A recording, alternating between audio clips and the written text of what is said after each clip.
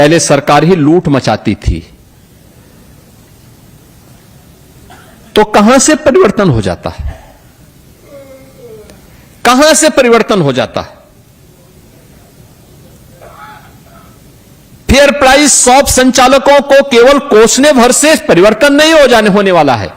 मेरा मानना है प्रदेश में जिन क्षेत्रों में व्यापक रिफॉर्म हुए हैं उसमें से खाद्य रसद विभाग है, जिसमें 17 के पहले अगर मेरे जनता दर्शन कार्यक्रम में मेरे पास 1000 एप्लीकेशन आती थी तो उनमें से मैं देखता था कि लगभग 300 केवल राशन से संबंधित विसंगतियों की ओर लोग शिकायत करते थे।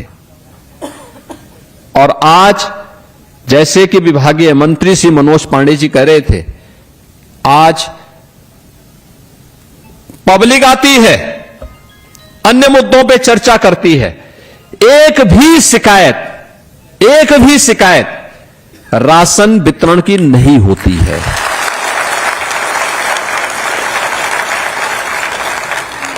यह आपका सम्मान है, यह है आपका सम्मान, यह है आपका सम्मान। अब आपकी कोई शिकायत नहीं करता है, अब आपको कोई कटघरे में नहीं खड़ा कर सकता है,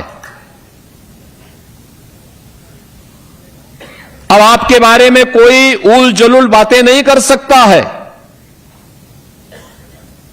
और आपका सम्मान हुआ तो हमें प्रसन्नता इस बात की, क्योंकि शासन की स्कीम को आप सफलतापूर्वक जमीनी धरातल पर उतारने का काम करते हैं। तो हमें प्रसन्नता इस बात की होती है कि हमने जिस गरीब के लिए जो चीज उपलब्ध करवाई थी वह उस गरीब तक पहुंच गई है। और मॉडल आपने कोविड के दौरान तो किया ही, कोरोना के दौरान जब कोरोना था, उसका संक्रमण था, तब भी आप राशन वितरित कर रहे थे। हम लोगों ने उस समय जब सारा काम धंधा बंद हो गया, दाल, नमक और तेल वितरण की एक स्कीम को लागू किया था। और मैंने देखा एक भी जगह से शिकायत नहीं आई थी, हर गरीब तक तेल पहुंचा था, नमक पहुंचा था और दाल भी पहुंची थी, हर तक पहुंच रही थी। अब कोई नहीं कर सकता गलत उसमें। इसका मतलब नियत सरकार की खराब थी, खराब लोग यहां बैठे हुए थे, इसलिए कार्य नहीं होने देते थे, खामियाजा आपको भुगतना पड़ता था। आज और वे आपका इंसेंटिव भी नहीं बढ़ाते थे, बढ़ाना भी नहीं चाहते थे। आज तो विभाग का प्रस्ताव जैसे आया तत्काल इसको आगे बढ़ा दिया गया। और मैं धन्यवाद दूंगा आपके संघ को, जिन्होंने अभी ज्ञापन के माध्यम से धन्यवाद भी दिया है।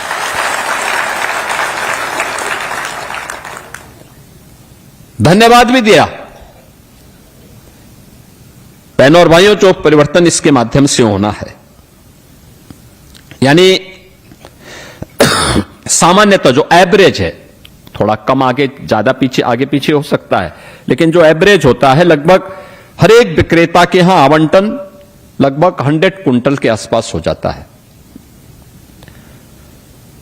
और उसमें अगर हम देखेंगे तो अब तक प्रति जो फेयर प्राइस शॉप के संचालक हैं उनके प्रति माह की जो आय उसके माध्यम से होती थी वह 12,750 के आसपास हो जाती थी। अगर 100 कुंटल उसके पास जा रहा है तो 90 रुपए के हिसाब से ये पैसा हम देते थे।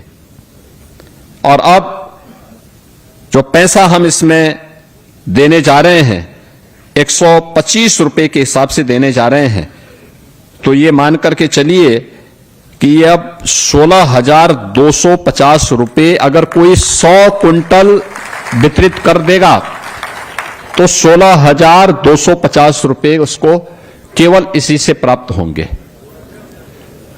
इसके अलावा आप अपनी जो दुकान चलाएंगे वो अलग से, उसका मुनाफा आपका अलग है। लेकिन जो इससे ज्यादा बिक्री करेगा वह उतना ज्यादा उससे अपना मुनाफा कमा सकता है।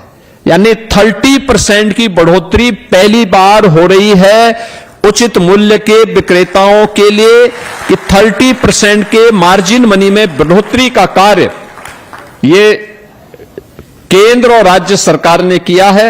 और मेरा मानना है कि इसमें जितनी तेजी के साथ हम अन्नपूर्णा भवन को आगे बढ़ाने का काम कर पाएंगे उतना ही वह परिवर्तन ला करके और भी बेहतर दिशा में उसके परिणाम हम सबके सामने आते हुए दिखाई देंगे। आप